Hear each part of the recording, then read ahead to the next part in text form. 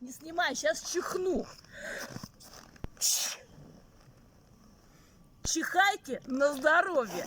А если честно, если быть настоящим квантовым магом, то чиханием можно изменять свою судьбу.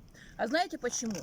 Когда мы чихаем, мы перезагружаемся полностью. За вот этот момент чихания вы начинаете забывать, кто вы, где вы и так далее. И происходит перезагрузка всей вашей информационной системы, которая находится внутри вас. Ваша матрица, ваша жизнь перезаписывается, как бы перезагружается заново при чихании.